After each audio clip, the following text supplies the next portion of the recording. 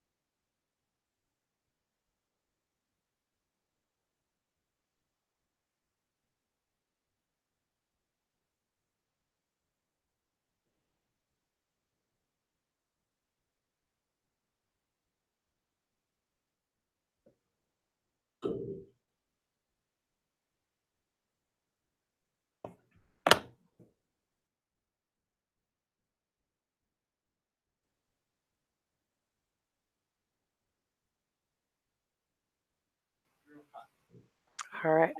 All right. We're going to do sort of a general review of just the big issues we hit this semester. My voice has been going over the past few days, but hopefully it'll last for the next couple hours. And since I've got a mic, right, maybe I'll keep it quiet and you guys can hear me here. Presumably it'll let me know if it can't be heard otherwise. So we know the final just deals with the material that's wasn't covered by the midterm. So our parentage section, and then the sort of regulation and when families restructure. And it sort of ends up being two general topics of essentially, parentage, which goes to custody, and then the second being our restructure. When families restructure, which is basically the, divorce, etc. But to start with the first piece, and when I talk about parentage, it's who's going to have legal rights to a child, whether we deem them a legal parent or allocate them visitation, etc. And we've talked about, it's pretty basic process of deciding, okay, who's, three questions that we start with of, first, who is a parent?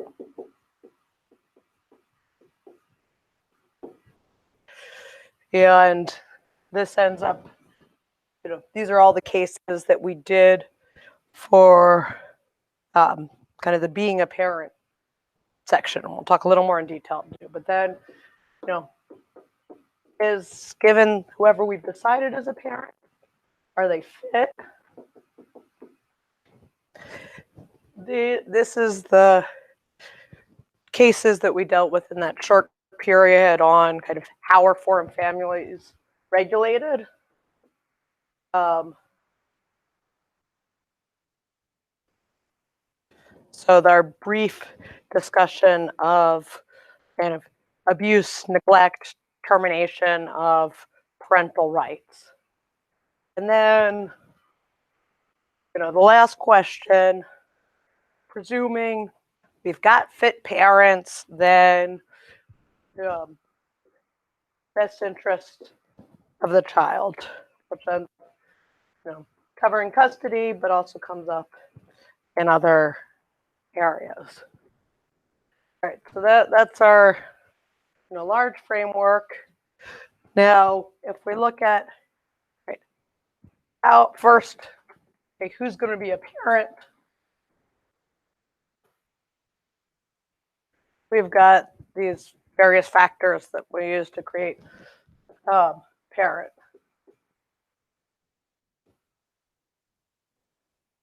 So there's a legal adoption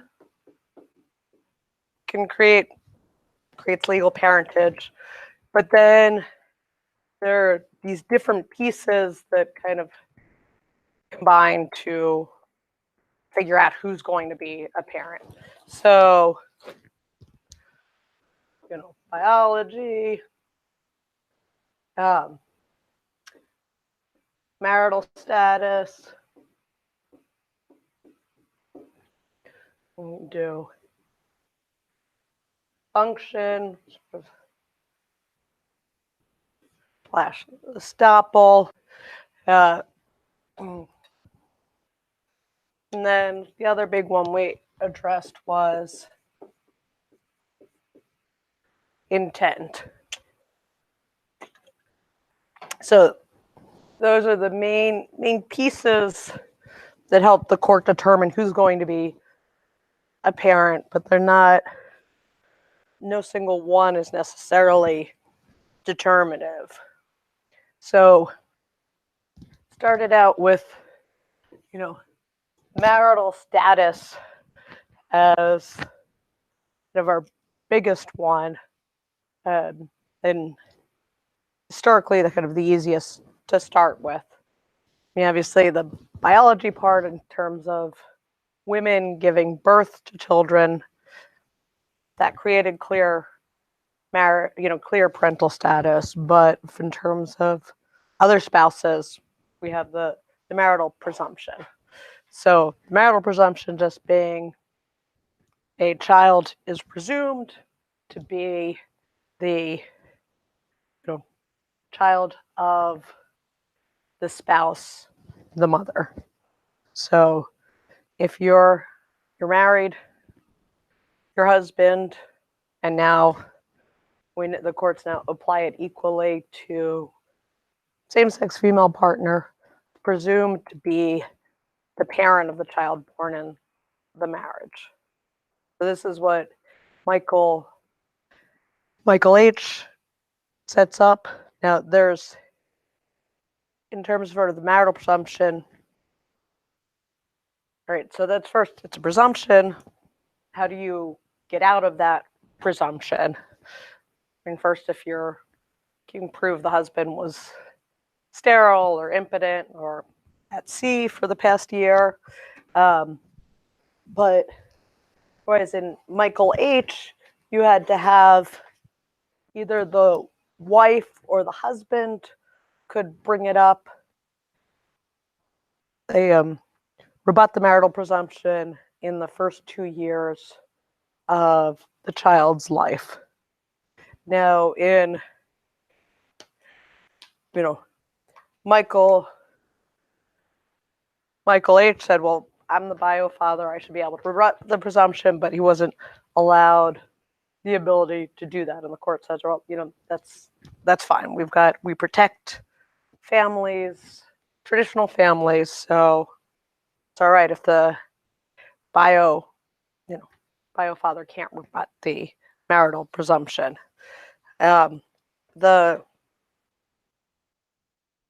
So there,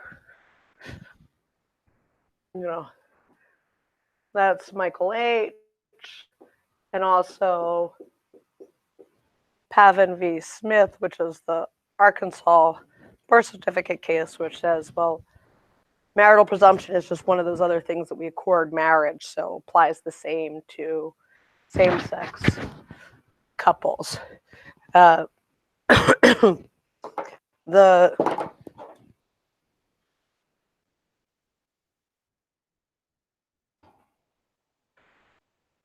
One of our other cases that we dealt with marital presumption, which is KEM versus PCS, which is where the mother was trying to collect child support from her, what the other courts would call like an adulterous father, a non-marital father, when the child was born in the marriage.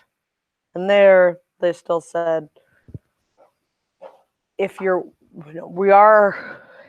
are certain circumstances where the birth mother can rebut the marital presumption, but you have to show that it's in the best interests of the child. And it's not necessarily just because the husband isn't biological father, it's not necessarily in the best interest of the child to establish another father. So we look at marital status, can be rebutted by husband, to wife, usually during the first 2 years. But it also has to be shown that it's in the best interests of the child. The 2-year part is kind of considered part of the best interests of the child. Sometimes the courts separate them, but it's sort of, if it's, it's usually considered within the best interest of the child if it happens between the first 2 years, but after the first 2 years, the courts will allow it. It's a much greater hurdle because you really have to show that, yes, because the child has grown up with this parent, that it's in their best interests. Whereas, within the first 2 years, it's assumed child's young, they're not going to remember it anyway. It's better does make more sense just to clearly establish who is the parental figure. So feel free to interrupt with questions at any point, or I'll just kind of keep rambling through on this. So we've got, all right, determined intent, biology, usually meaning sort of DNA here. So usually means gestational parent, but the parent who provides the DNA. So egg, sperm. But the other piece of that is also that this issue of intent. So when there's a question of who's going to be the parent, when biology isn't clear, because there's not two potential parts like we had in, what is it, Johnson v. Calvert, where there's a genetic mother and a gestational mother, their intent is determinative. So the mother who was intended to raise the child. And that also, New York courts reiterate that too. So we went through CH, so it's the gun case, right, KG versus CH, which is a lesbian couple who split up, but they've been talking about adoption, and then one partner adopts, and afterwards the other partner's still, the ex-girlfriend's still involved raising the child. The New York court says their, intent does matter. I mean, if they had intended to adopt together, even if they broke up afterwards, then that intent would create parentage, even though Gunn wasn't on any of the adoption materials. In that specific case, they said, all right, well, she wasn't. It was shown that there was no longer intent because they did clearly break up, and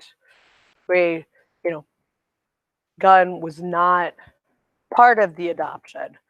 So that's, it's, KG versus CH is the name we call it. That's our New York appellate case. But, yeah.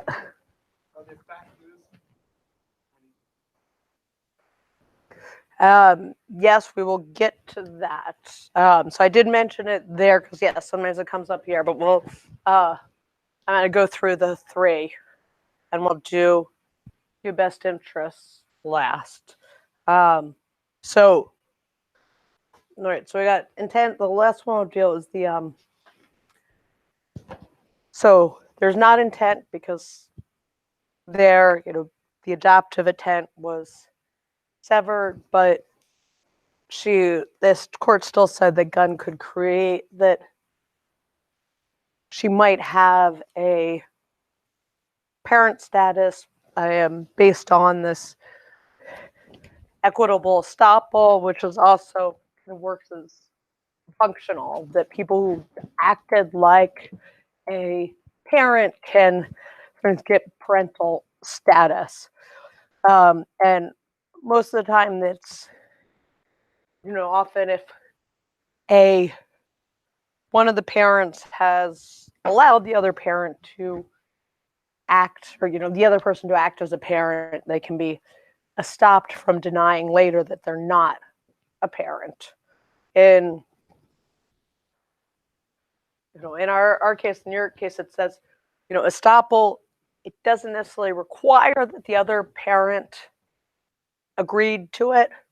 So here, she didn't agree, she didn't consent that Gunn was a parent per se. She was just an involved part. So in absence, you can still have equitable estoppel that might create a parental relationship in absence of explicit consent by that, clearly established parent.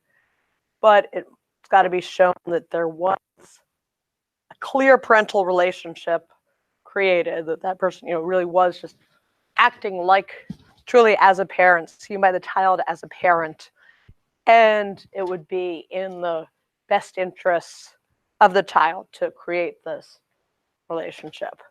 So it is true, with these, so we've got best interests of the child again, because when the courts are, when things aren't completely clear, they're only going to establish parentage if it's in the best interest of the child. So it is sort of, does kind of come up in these pieces when it's confusing, even if we're not going to clearly address it till the end. Yeah.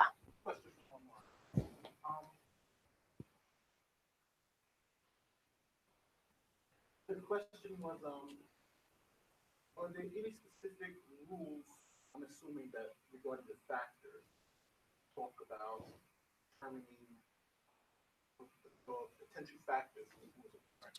I think it's or just each one of these subtopics, biology, death, and conflict and adoption, all carry. Are there any specific rules that All right. So they've got, adoption was sort of put off as distinct because adoption will create legal parentage by itself. These can be sort of all layered in the same case. And so with adoption, we've got, our rules are that the parties have to be authorized to adopt, and the adoption has to be in the best interest of the child. So, authorized.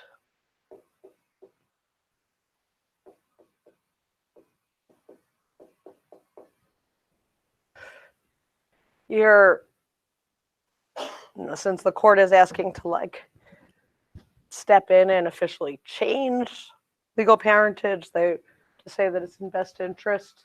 Now, in terms of who's authorized, you've got to be an adult, either unmarried, married couple, or intimate partners. The other sort of ruling we got from our cases in readoption of G is that intimate partners can include very close friends who are not, involved in any sort of sexual relationship, what we might normally consider intimate, but that very close friends who are raising a child together can qualify for that.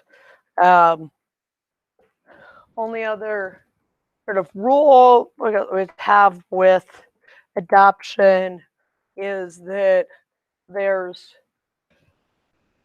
adoption requires consent, unless we're dealing with sort of termination of parental rights. It requires consent of the legally established parents, which is the mother and a marital father, so whoever her spouse is, but a biological unmarried father. Let's see. So you need consent to an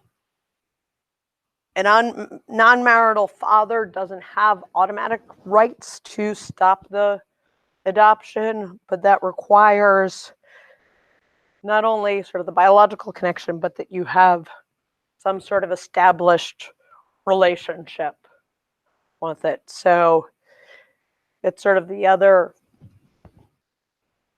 kind of falls under what we're saying with the other other rules for determining parentage. When you have an unmarried father, simply the biology in of itself isn't going to establish a parental relationship. There has to be some sort of clear action and attempts to create a child relationship. All right, so that's adoption. On to the extent that we have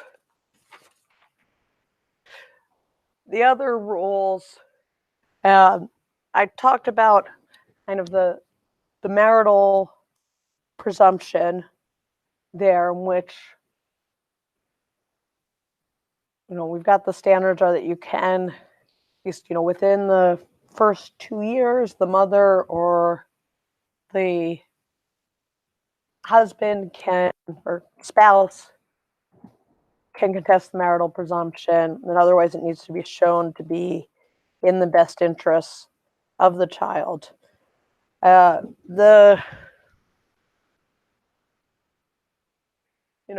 It's not necessarily clear if exactly, all right, biology will always trump intent. They sort of become, they're factors, and there's not always one that's determinative.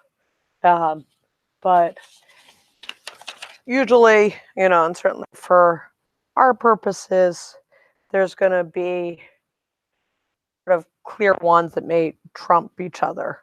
So for like Johnson v. Calvert, we've got a gestational surrogate who provides sort of a biological piece in that she carries the child, and carrying the child can create parental status. So normally, like a woman who has a donated egg carries it to birth is considered the mother. There's when there's the genetic mother and the gestational, then their intent controls. And that's usually what happens when there's sort of some confusion within, potential biological parents and functional parents. And when it's not clear exactly who's tending to be the parent, then intent triumphs. And usually the court, is attempting to get to two parents. Once it's got two parents, they're happy sort of stopping with that. Though we saw there are a few circumstances when the court will recognize, a potential third parent, at least in California's had more sort of clearly establishing that, but our New York case, matter of David S. versus Samantha G., where there was, it's a same-sex male couple who has a, decides with a female friend they're going to raise a child together, and then the non-biological father asks to get standing. The court does look at, I guess to the extent that we say we've got sort of the clearest rule is the New York statute, domestic relations 70A, to look at, we're going to decide who's got standing to get custody or visitation rights under 70A. And there they say, all right, we're going to because there's this other party who still has intent, we're going to let them have some visitation rights. But I think there they allow three parties because all three were very involved, and all three agreed that the three of them were going to be three parents. Whereas in most of the cases that we're dealing with, courts looking to find two people, and they'll sort of see which one of these is largest. If there's confusion between them, generally the intent triumphs. I'd say we usually, start with marital status, see if that creates a parent, or if there's enough. If somebody who doesn't have the unmarried father or whatnot can kind of break the marital presumption, yeah, and then courts look at biology and function. When in doubt, go to intent.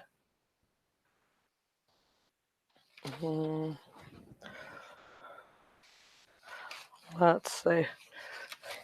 Let me just talk about next pieces. Yeah, we've got. All right, so once we've figured out our parents, or sort of whoever's kind of the best two based on our factors, the next issue can be, are these parents fit? And we looked at few abuse neglect cases, Scarpetta and Reed and Santaski v. Kramer. Usually to show that a child is neglected, they have to be shown to have some sort of physical, mental, emotional, either impairment or danger of being impaired. Both this impairment or danger that's been caused by the lack of action, or some sort of action or lack of action by their parents. So both that they have a danger, that danger has been caused by the failure of the parent to exercise their minimum standard of care, or sort of not minimum is probably not the reasonable standard of a parent in their circumstances. Yeah. The question is, how would you expect for a type of question where parentage is being challenged, or someone's asking to be a parent, what would you expect an IRAC or an essay style IRAC to look like? So I think there you'd want to first sort of identify the issue of, okay, who's the parent, identify who are the potential parents, and also what are the bases of which they could be creating parentage. So there's unlikely it's unlikely to have all of these be relevant. So if it's the first part, like, is, all right, the issue is whether the adoption is legal. They say legal adoption requires X, Y, and Z, and then analyzing to see whether they are there. If it's not an adoption, then the next piece would be to say, either if adoption's not mentioned at all, then you shouldn't be mentioning it at all. And then if there is a marriage, then you're going to talk about marital presumption, most likely. If nobody's married, then you don't need to mention marital presumption as a way to create parentage. But let's say they are there's at least somebody's married to the mother, then you'd want to say this is how marital presumption works. That can be rebutted by showing, by the mother, or by showing this established relationship and best interests of the child.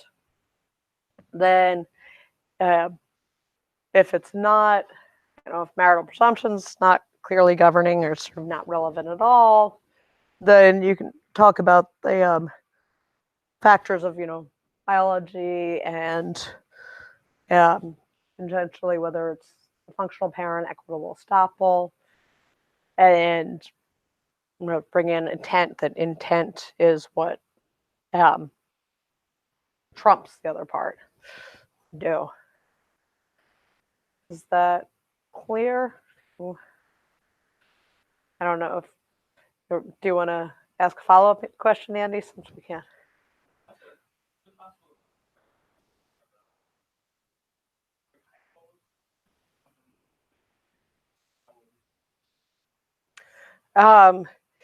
Yes, let's see. Let me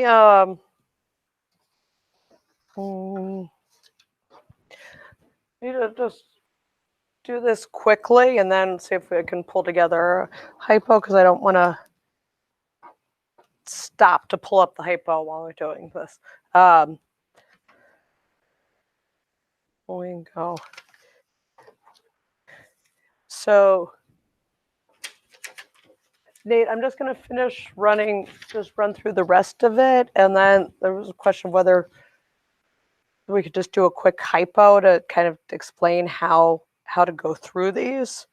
There's some other ones that another question was if you give examples of, let's say, for instance, if you're determining the best interest of the child, like an example of a question, and how should someone do the analysis for a best interest of the child.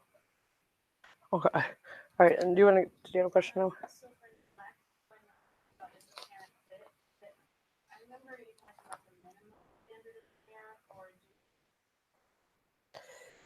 So, yeah, right. So the question is when we're talking about neglect, and which requires the sort of harm or intimate danger to the child, but also requires that lack of care by the parent. And the question was, is it minimum care or sort of reasonable? Yeah, I mean, I think the way the court, says is the minimum degree of care is that of a reasonable and prudent parent under the circumstances. So it's, sort of what you would minimum that you would expect from a reasonable and prudent parent. So it's not, to the extent that it's not necessarily like the best or most appropriate, but it's sort of just this bare minimum that a reasonable and prudent parent would do. Again, given the circumstances. So we, Nicholson v. Scarpetto was the case of domestic violence victims. So there, in the circumstances where it would be that they were under, in extreme duress and position, facing violence themselves, where they might not have been able to stand up to the abuser, or thought that the safest thing for themselves and the family were to stay in that circumstances. So does that answer your question? So it's sort of the bare minimum that a reasonable and prudent parent would do, but parent in the circumstances in which that parent is in. Yeah. So here, I mean, we'll talk about the best interests of the parents there, but in these abuse situations, it's not supposed to be of whether it's in the best interest for them to stay with the parents as opposed to somebody else, but just whether they're reaching this bare minimum. And the other part on that was, so all right, we've got, so it's a minimum care of reasonable and prudent parent.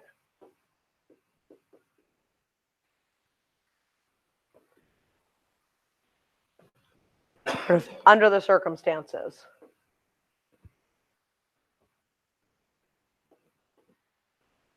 The other piece we got is that it's got to be an individualized showing. So the in Steed, where they take away hundreds of children from the whole ranch, you have to show that there's actual harm to that specific child and parent, not to their larger community. It is enough to show that other people in the household were endangering the child or, endangering other children, but households to be pretty smally defined. And the last piece that we have that is the in determining about whether we're going to terminate parental rights. You also need to show not just, it needs to be shown by clear and convincing evidence.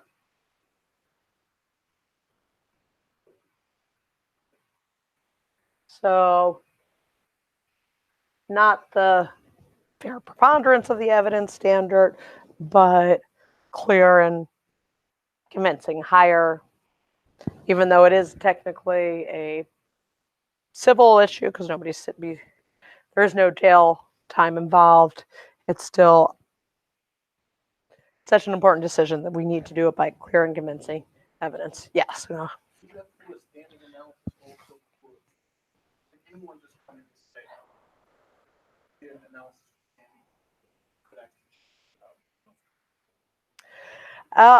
The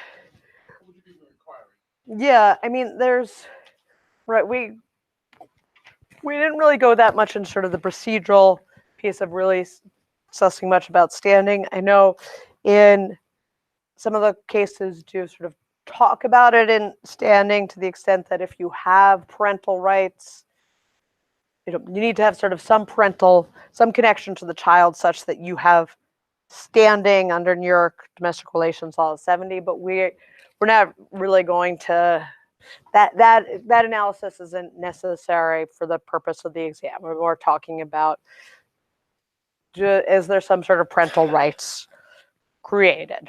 Though, yeah, some of the cases that we're talking about, if you have, you need these to create standing to go for custody. But we're just going to talk about creating, about having a parental relationship. All right, so the last piece, the best interest of the child, and then I don't know if you didn't have offhand while I'm going through. I'll just talk about the best interest and the suggestion for a short hypo because they wanted me to sort of work through something, and I wasn't coming up with anything off the top of my head. So that's it. So,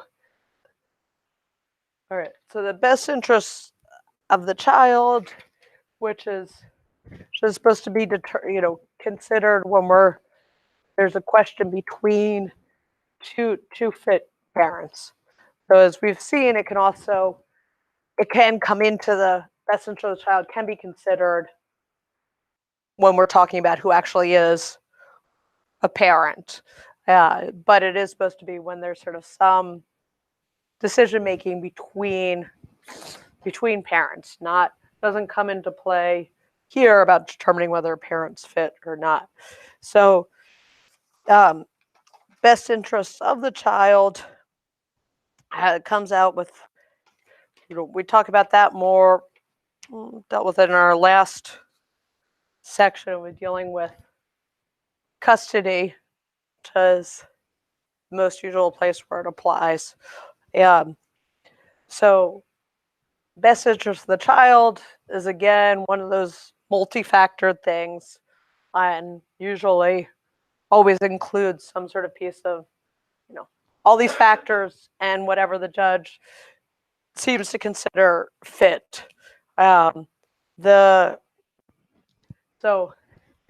It's balancing of factors.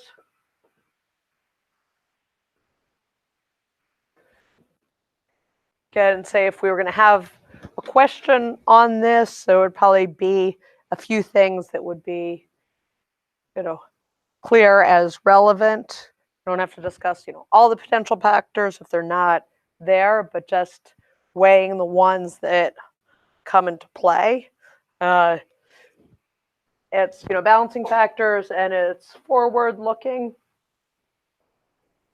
What's going to be best for the child in the future. That being said, there still is, a primary caretaker preference, which, yeah. The question is, could we get an example of a question that would trigger this type of analysis for either best interest of the child or for a fit parent? Okay. All right. Okay, so we'll talk about the factors in there.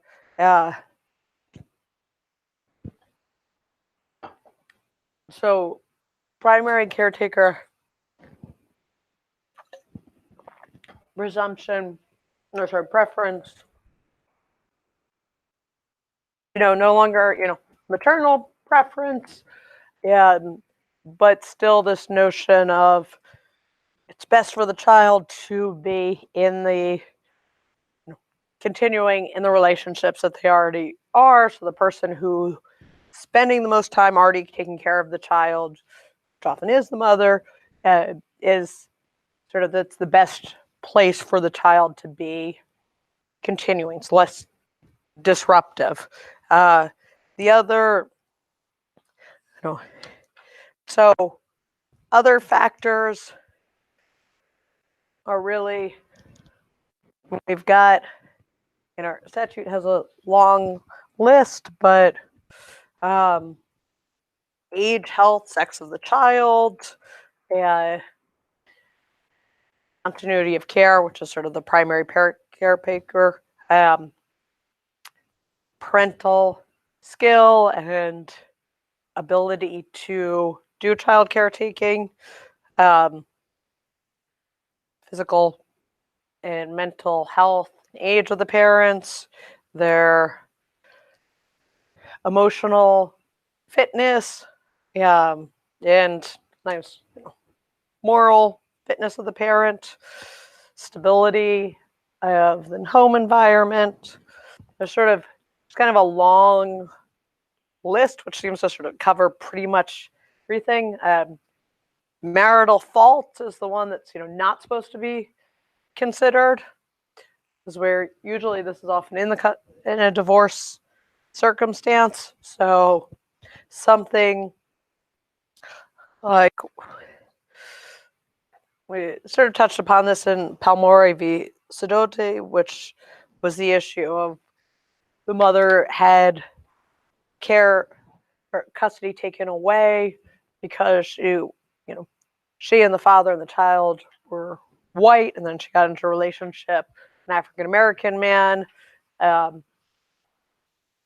Court says both, shouldn't be considering whether this is sort of something morally wrong or right, but also the other piece of the potential racial prejudice can't be a decision factor for child custody. I think in some ways, it's almost easier to say what's not considered in the best interest of the child because there's so many different pieces. If you say age, health, sex, child, of their parent, and then the stability of the home environment, the work, etc. But we know it's not marital fault, and it's not racial prejudice of the outside community. We haven't. Yeah. Child's preference, that being the determinant factor depending on age?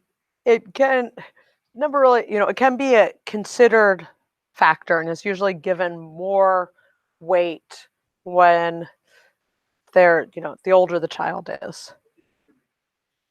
Oh, sorry. So the question is whether child's preference can be a determinative for the best interest of the child, and their child's preference is technically never determinative, and usually, when they're young isn't even really factored in, but it was when they're older, it's supposed to be considered and weighed heavily.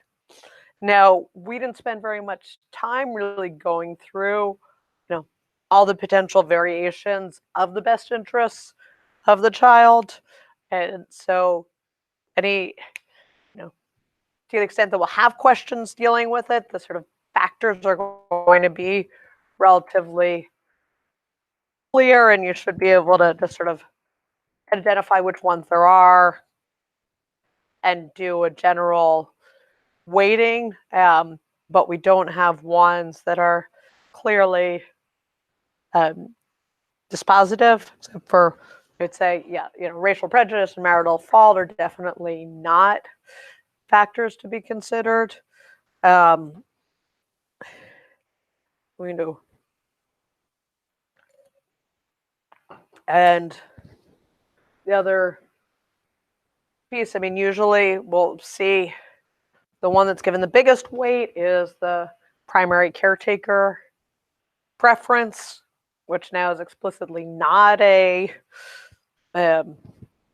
tender years maternal preference, but a more seemingly sort of gender neutral primary caretaker preference. So you have this long list. I know under New York law, this is sort of more detailed than we really went into. The one thing that the court has to consider is if there's domestic violence. But again, that's not determinative. It just means that there's these long lists of factors. Judge never considers every one, but they have to at least, if there is shown domestic violence, they have to at least consider that, even if they decide that it's not determinative. So let's see. Yeah, I mean, I think that that's sort of the biggest piece you guys all have. The book is, the exam as a whole is open book. You should have at your access, all of the lists, different cases we have in the list in case you're confused. But for most part, because you should know that best interest of the child can be relevant in these different areas. I think the question that we were just holding off on was, what's the context for looking at the best interests of the child? And the normal context is for when you're deciding between potential parents. So when you obviously have more than one parent and they have a dispute between them, the most typical setting be when you have a divorce and there's two parents and they both want custody of a child, or even if they both are having an argument over how many weekends a child should spend where, or what camp they should go to, or what school they should go to, and the court is coming in to decide between two parents who have different views. And normally parents get to decide by themselves. I get to make lots of decisions about my children, which nobody else may consider in their best interest or not. I can decide that they shouldn't go to swimming class because my schedule is too busy, even if it might be in their best interest to go to swimming class so they don't drown or something. But normally you get to make those decisions. It's only if, say,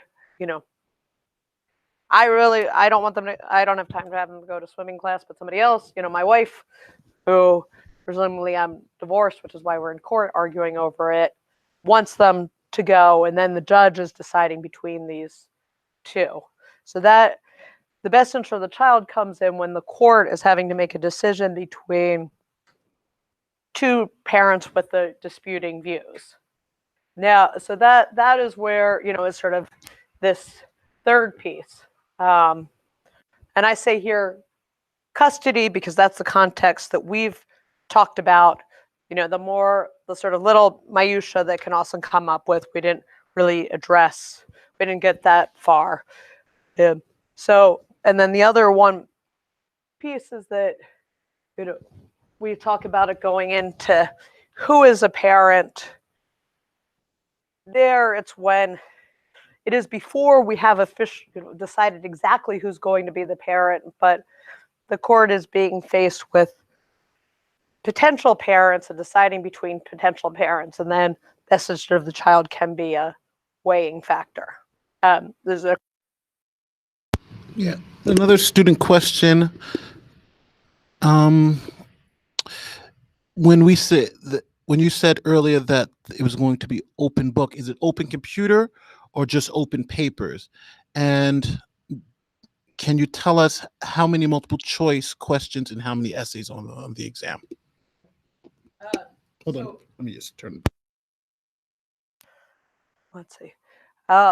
Let me just, well, I'll deal with that in a second. Let me finish up this section, and then I'll take a portion to talk about the more administrative stuff.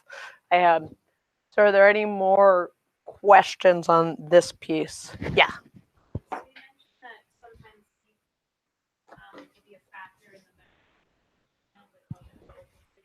Yeah.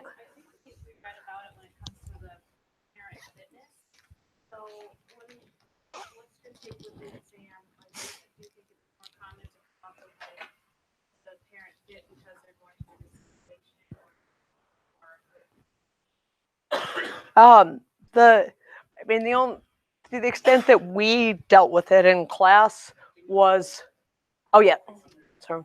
So the question is whether I mentioned domestic violence in terms of the best interest of the child, and the question was whether it would be more relevant there or in terms of the parental fitness. And it's saying that parental fitness piece is where we've addressed it in class. So that came into play of determining if you're going to find a child is neglected. We discussed domestic violence and looking at whether a parent had shown their sort of reasonable care, and because reasonable care depends on their circumstances. Right, the part about the best interest of the child, that's just in the New York statute, but it's not something that we delved into class. That's more of a aside. Yeah, we do.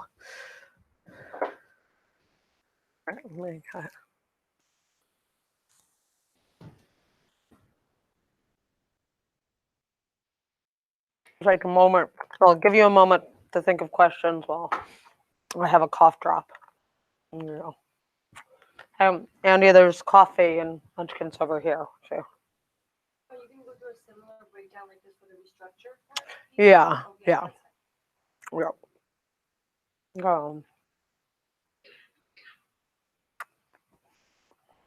But I was going to, before that, spend a moment on the administrative stuff, just because those questions keep coming up. So, okay. Can we keep streaming longer, or how does that work? Yeah, but I only added it for an hour and a half. You want to go 2 hours? Yeah.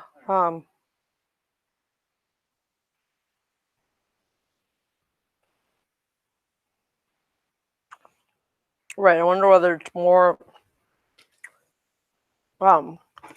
important to get in the second part or deal with the administrative questions. I guess I'm. Yeah. Okay.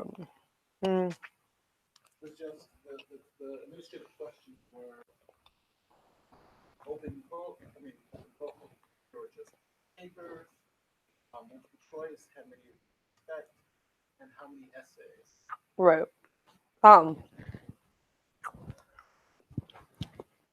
So I'll address that quickly, and that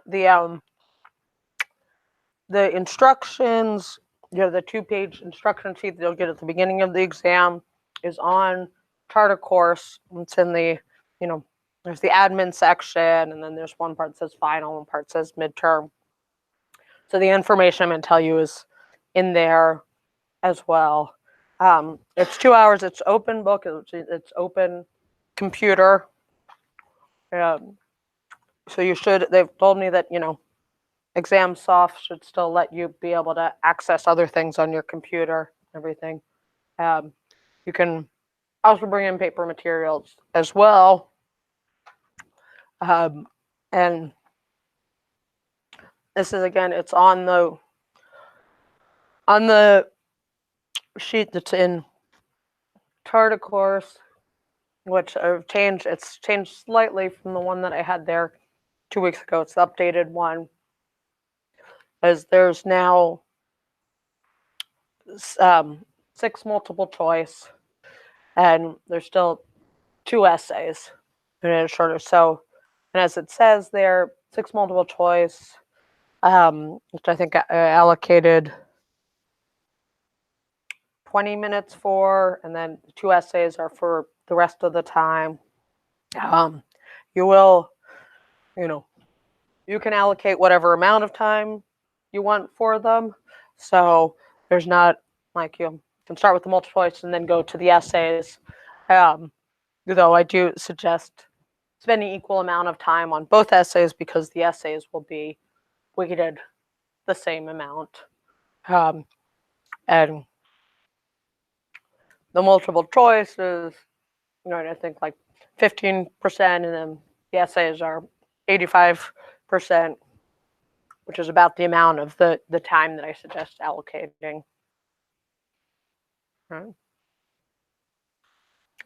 So, and right, the instruction sheets are there.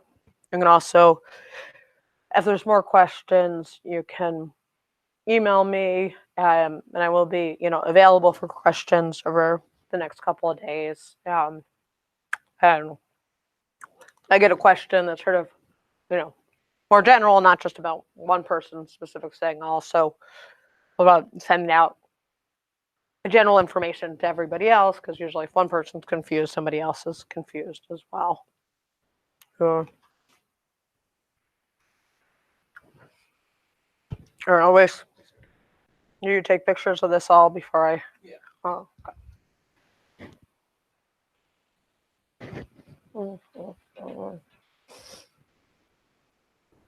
Also, pointing out on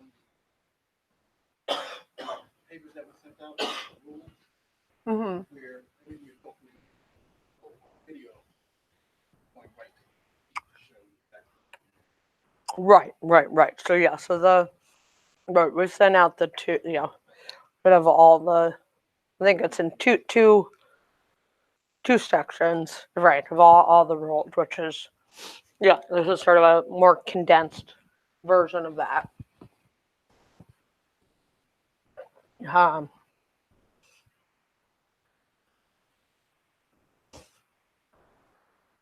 But I think these are the same. If we're talking about children, these are sort of the 3 things to sort of figure out of kind of where are we on these steps. There's probably no, you're unlikely to have to deal with all 3 of those. But consider, are we deciding whether it's a parent or not, and then we look at those different factors, or is the question whether the parents fit, or is it whether we're deciding between fit parents, and then looking at those multi-factors.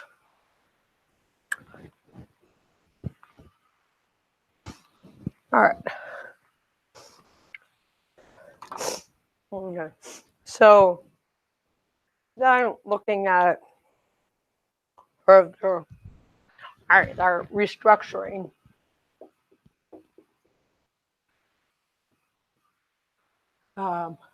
Structuring of families, which most of what we dealt with is divorce. Though it doesn't necessarily have to be a divorce. Obviously, when we deal with the child custody and child support, there's the parents may or may not have been married. The discussion is the same nonetheless, but the first pieces usually require a marriage. So determining, first the ability to get the divorce, or what's the basis of the divorce. Then property distribution.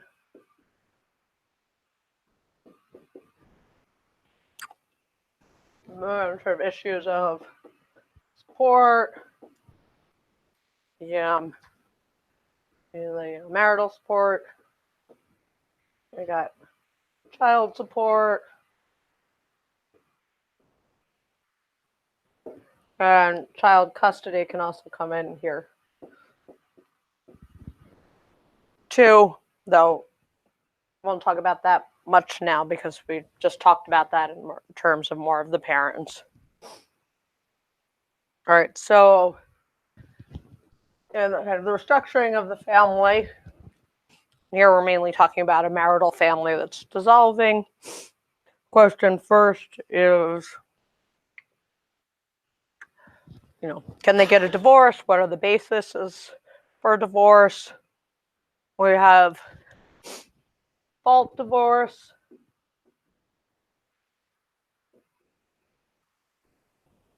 So, the ones that, we mainly talked about, cruelty, we do adultery, desertion. There are defenses to those grounds. The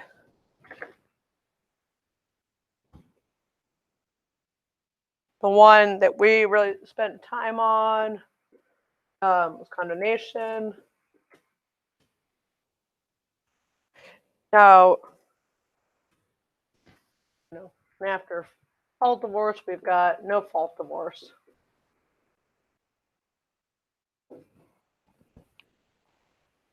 Okay, so our first, ground for defense, we've got adultery. There, adultery has to be shown by clear and convincing evidence, but you don't necessarily have to show direct evidence of adultery, enough to show there's, adulterous inclination with opportunity to consummate that inclination. So when I look at adultery, by clear and convincing evidence, showing sort of inclination plus opportunity.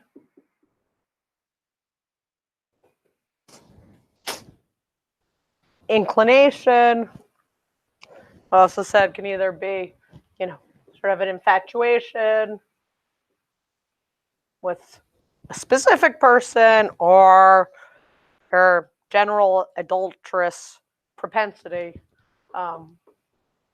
where that means. Now, cruelty, talked about. That's, mental distress, great mental distress, or physical harm.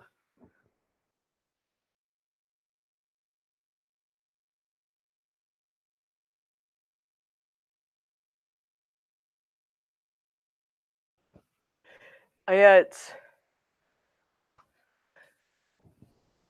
kind of like an eggshell plaintiff. It's not necessarily whether we think that those, the person's actions or treatment was particularly awful, but whether, to what extent that the other person was harmed by it. So given the sensibilities of the spouse who's suffering the distress. Now,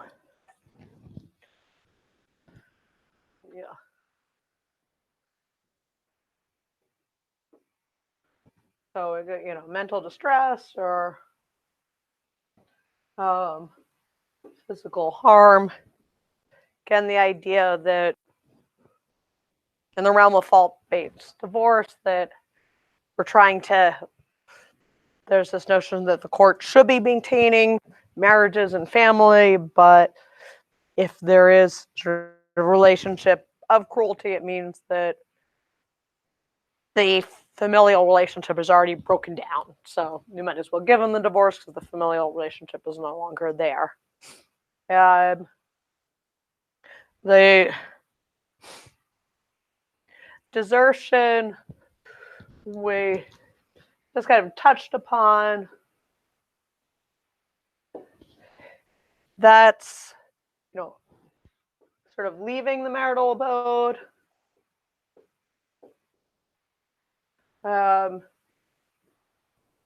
The key point to note for that is simply that it's got to be a voluntary leaving. Yeah, so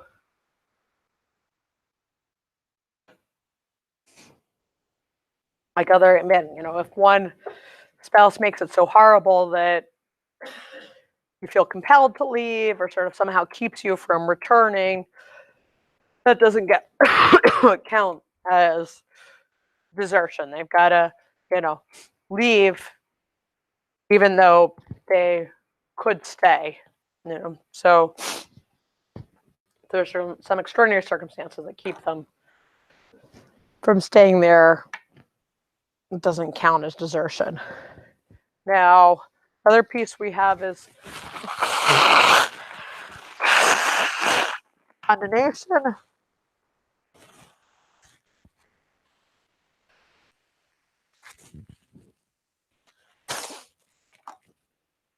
The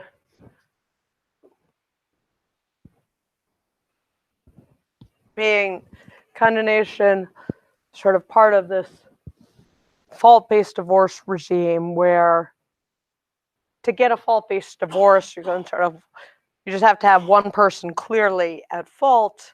The condemnation is the idea that if your spouse did this wrong, but then essentially said it was okay. We looked at it in context of adultery, whereas so condemnation was a defense to adultery. Your spouse cheats on you, but then you allow them back into the marital relationship. And in our case, Hoffman v. Hoffman, condemnation can be either seen by kind of complete renewal of the marital relationship,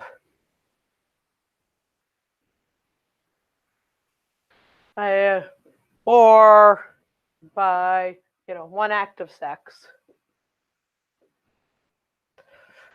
So complete being that you bring them totally back into the marriage, or sort of one act of sexual intercourse standing in as sort of showing that the marriage was resumed. All right. Yeah.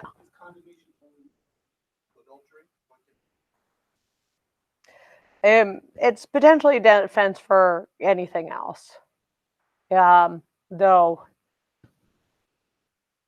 I think it would be hard. It's not really used for cruelty per se, unless it was, say, like one act of cruelty, like your wife pushes you down the stairs and then, you continue living with them for a long time, say 5 years afterwards or something. And then you say, well, you can't be upset about that act because you were willing to continue the relationship. So, right. I mean, if you're physically abusive, but the person doesn't leave you, that's not, condonation in the same way.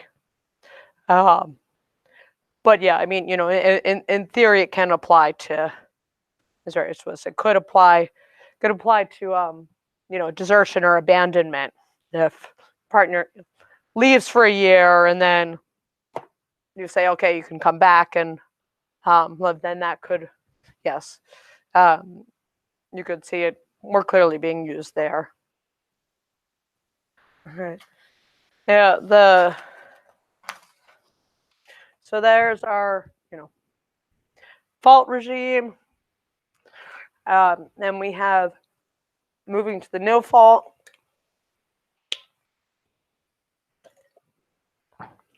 No fault divorce, shown either by sort of irreconcilable differences when the marriage is irretrievably broken. I see it, both phrases used. So you can apply for divorce based on the notion that's irretrievably broken. Now, this is not an objective standard; it's subjective, and it's enough for if one partner thinks the relationship is irretrievably broken. That's sufficient. Even if the other, partner still thinks that the relationship's perfectly fine. So it's based on subjective state of mind of the partner in the relationship. So if your wife thinks that marriage is completely over, there's no hope of reconciliation, doesn't matter if the judge thinks it's perfectly fine and you guys, really she's way too upset over some minor dispute, or if you think she's way too upset, it's enough. As a partnership, both parties have to fully believe that they should be in the relationship. Yeah. If a couple apply for full or no full divorce, what's the point of full-based divorce? Does it have an added benefit? And Well, there's two pieces. It depends on the state and whether some states' fault can be considered when determining property division and spousal support. The other piece is it can also depend on, sometimes it's written into the prenup that you can get, the terms can be different if it's a fault divorce. I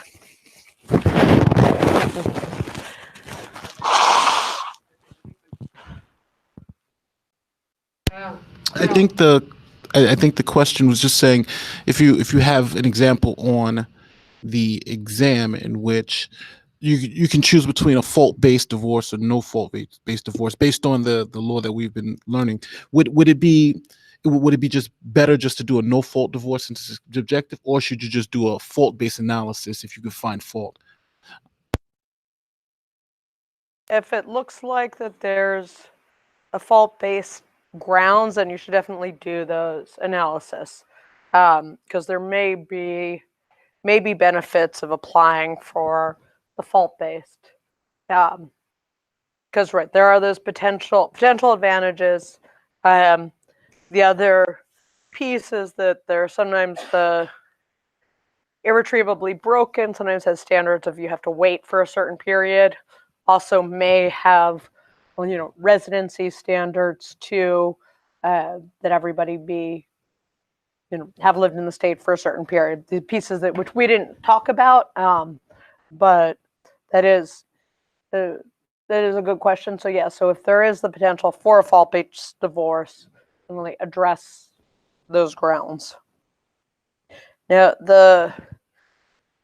so non-fault divorce now available in all 50 states, and there are a few states where you can only get a non-fault divorce.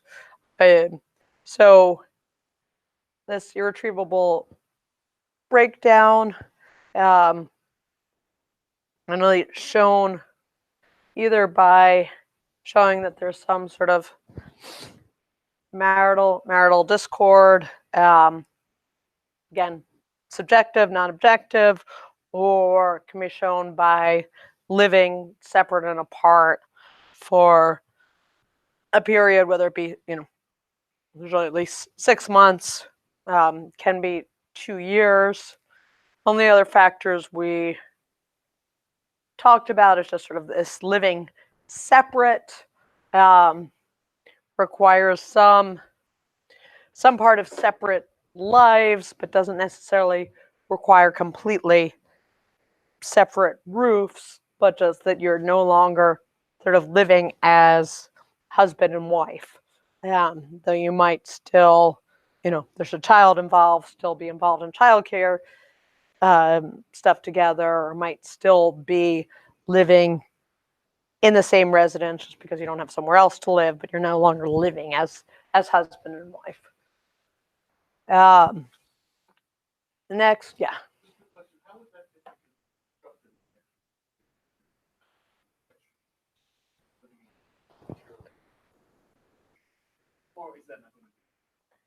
Right. Yeah. I mean, we constructive. Yeah. Right. Yeah. Right. Well, that it is constructive abandonment would be very different, but yeah, well, it's probably off topic now. Do you have a question?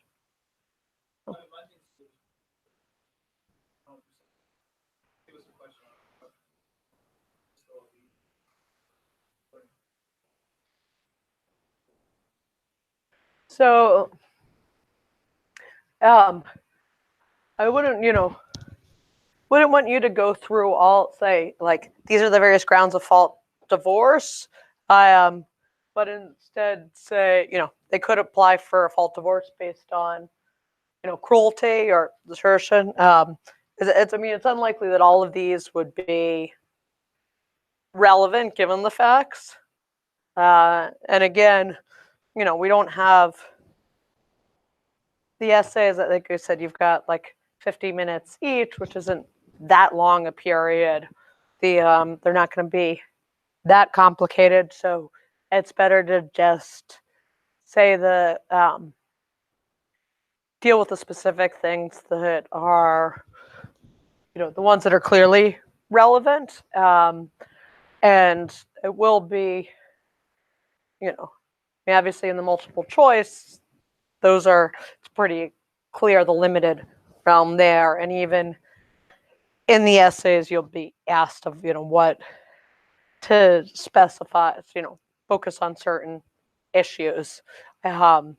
So you don't need to sort of go through all the things that aren't relevant there. So it'll probably be clear, which one of these might be applicable as potential grounds for divorce.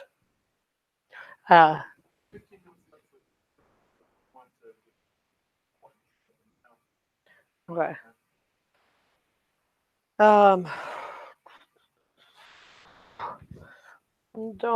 Let's see. Let me think of what. I want to see what's most crucial to get through, and if other people. Yes. Is there just a possibility to, for example, just a question and then just either bullet pointed or written out essay format so they can just get a feel of how you want to actually look like? Right.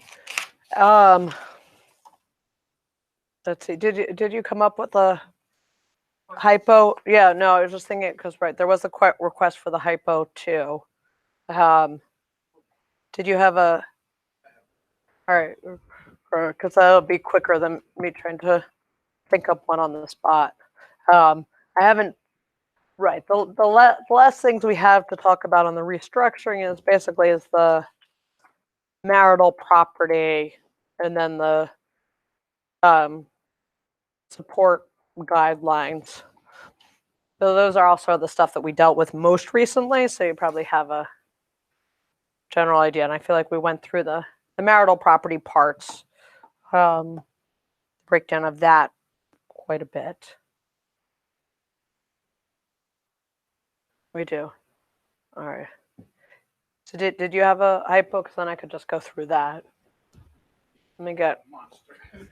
All right. Yeah. Right. With something. Right. Wonder. Let me think of a good case hypo.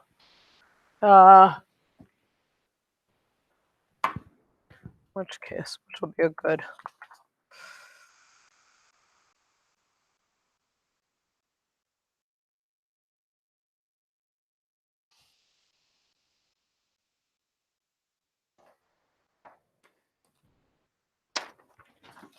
Mm-hmm.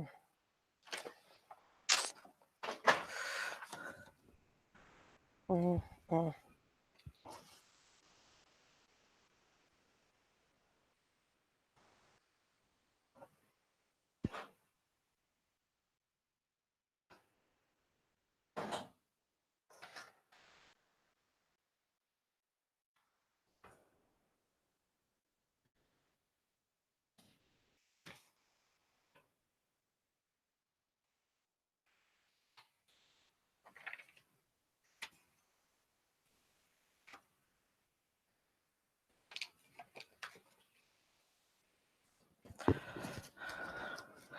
Let's see.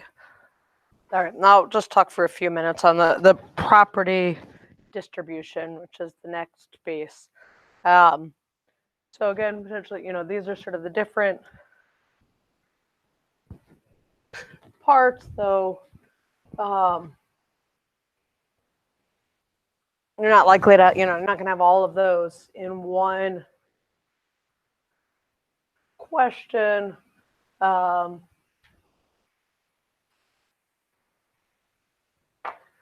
But if we look at, all right, so for property distribution, we've got general rules, equitable distribution.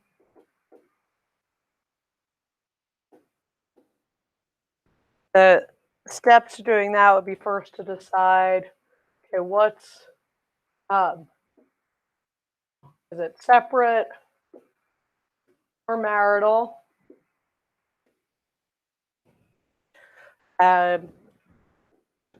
Generally sort of separate is right, owned things already owned, or gifts, inheritance. Marital being most everything else. The only other pieces that you may have to decide do kind of some sort of tracing, because marital property that's separate considered generally stays separate, whereas marital will always stay marital. So if it's a boat that the husband owns and then sells, to buy a house, then that house is still separate. We did sort of a look at a little bit of tracing through bank accounts and everything. And again, we're not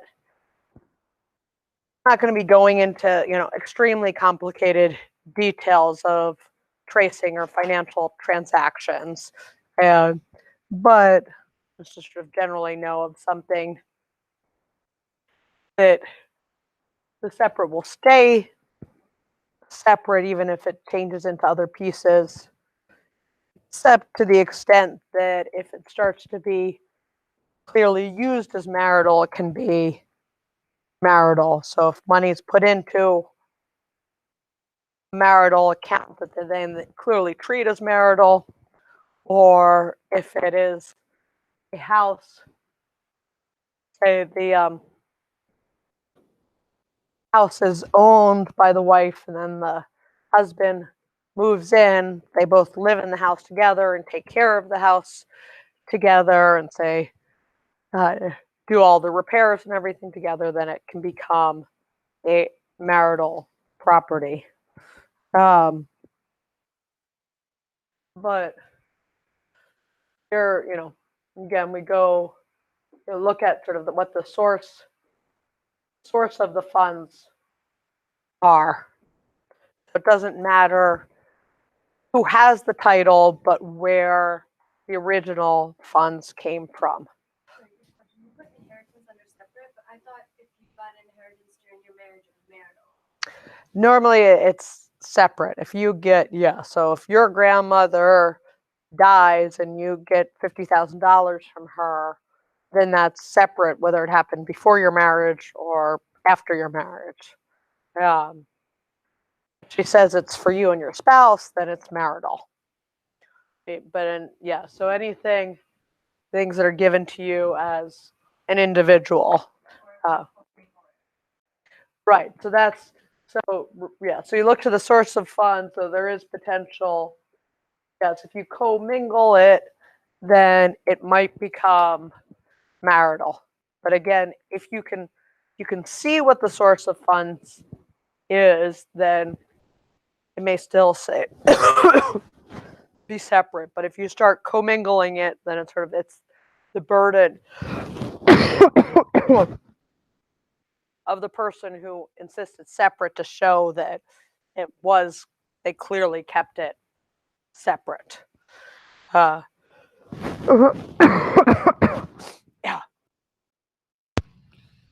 Okay, so here's the question. It says Jim and Jane have been married for 3 years and they have 2 children.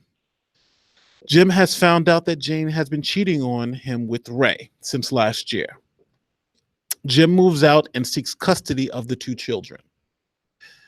Jane is not employed, but is the primary caregiver. Jim is the primary breadwinner. Jim seeks a divorce from the court and custody of their children. Please evaluate whether Jim can get a divorce and who should get final custody of the children. All right, so wait, That question was a lot longer. I just pulled out the pieces. Hold on. They're married. Jane was an adulteress. Okay. She was the primary caretaker. Jim was the primary breadwinner. Right. He wants divorce and he gets custody. Okay. So, all right. Right. So, right. I mean, first you'd want to guess Jane has no job. right. Okay.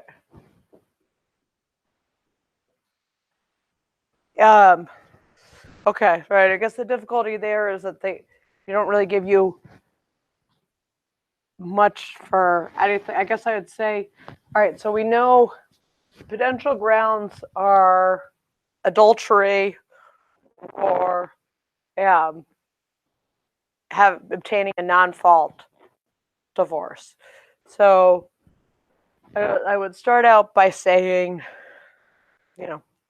Jim could obtain a divorce based on adultery if he can show by clear and convincing evidence that either Jane he has proof that she had the adulterous affair, or she's got the adulterous inclination plus opportunity. So if we did our IRAC, the initial first issue would be can Jim get a fault divorce? And our rule would be, adultery sort of must prove X, Y, Z. Application, presumably that presumably there'd be some facts involved, and we'd say, Jim has pictures of them together, so having sex, or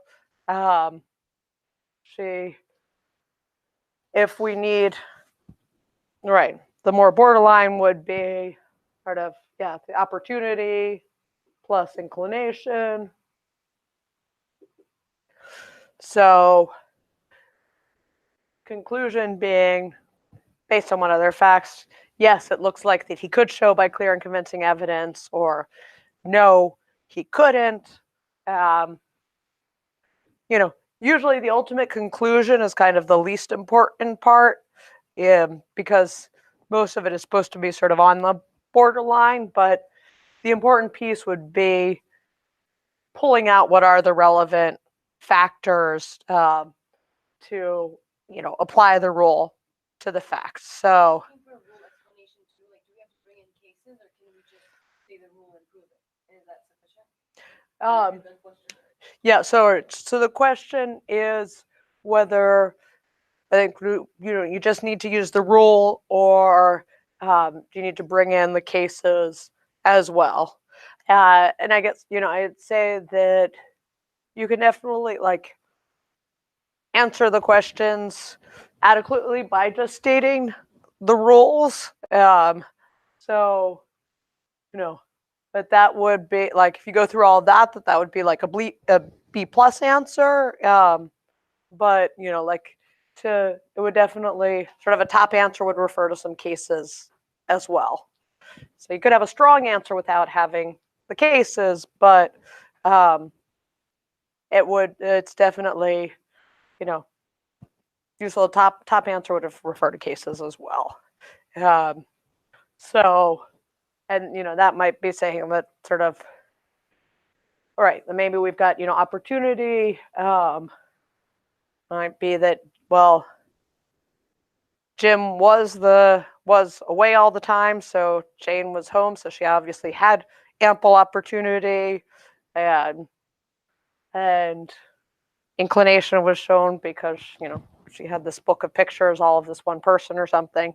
Or that could be that, right, okay, just Jim can't say merely because she was home taking care of the children all the time and really liked this person, that's not sufficient. You got to show something more, that they really had time to be alone together, as opposed to, say, if she was taking care of her children all day and didn't really have any time alone. Now the big questions there. First, we've got whether they could obtain the divorce, and second possible sub issue, if you say, all right, well, even if he can't get a fault divorce, could obtain non-fault.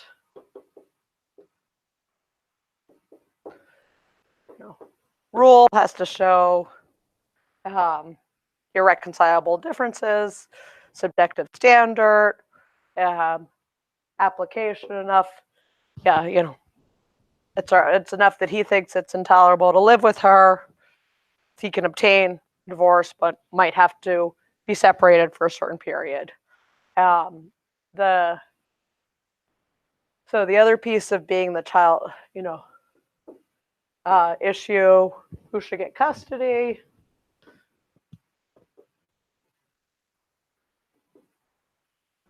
Now, since this question, we only have two clear parents, there's no other issues there, we're going to the role of deciding between, as our, best interests of the child,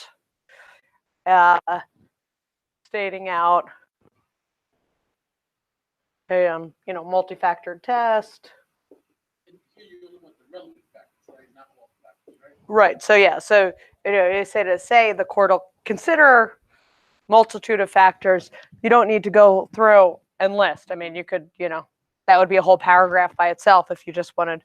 But you don't need to say everything that's in the cases, but just pull out, these are the relevant factors. And so here, based on these small facts, the only relevant factors we have are a primary caretaker,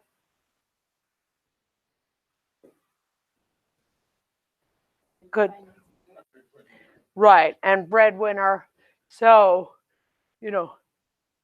usually if there's merely the fact that somebody has greater finances, isn't supposed to be a determinative factor because child support evens out. So usually, right, you can finances, financial stability can be considered, but right, just the fact that one person has a job and the other person doesn't, have, if there's sort of some other showing, like she was perpetually bankrupt and made other really bad financial decisions, that might be, but here, just merely being the breadwinner, definitely much less important than primary caretaker. So, given we don't have any other factors, I mean, most likely the question would have some other sort of balancing thing. You could say, right, the fact that Jane is the one primarily taking care of children, judges will weigh that heavily and also consider it that, she's in, because Jim works all the time, she's in the best position to provide the continuity of care and continue, taking care of the children, make them comfortable space, etc. So, right, application would be, Jane's the one taking care of the children.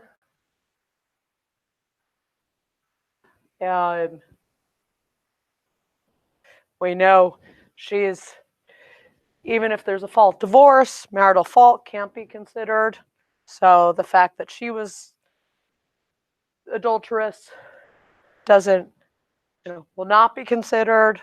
And so conclusion being, unless there's some other reason shown why Jim, really is in the best position to start taking care of the children, then probably, Jane gets custody.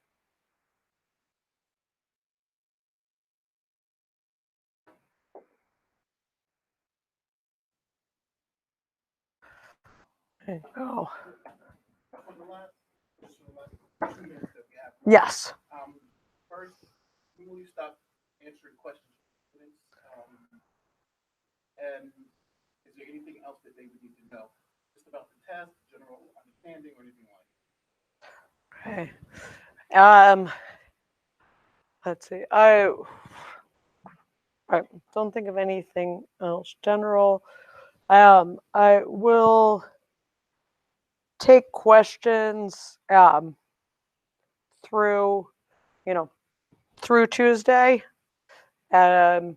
So, right, as I know, our exam's on Thursday, right? Yeah. All right, I will take them through Wednesday. So, Wednesday, end of day, yeah. Because I know you guys have your exam on Monday, so people won't really be getting to it till Monday and Wednesday. So, right, I'll take questions through Wednesday evening. So depending on when it comes in and the amount, I might not be able to answer any of them through Thursday. I finish up answering them on Thursday, but I will take questions through Wednesday evening. All right. Additional factors, for support under marital and child support? All right, so marital and child support. Let's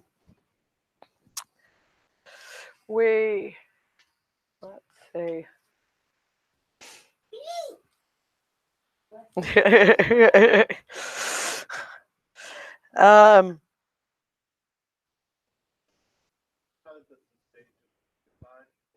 Yeah. Yes, right. Email me. Email me, call me. Before you have questions or confusions, definitely, before you email me, definitely look over the set of rules that I think Nate sent them out in 2 bunches this past week, right?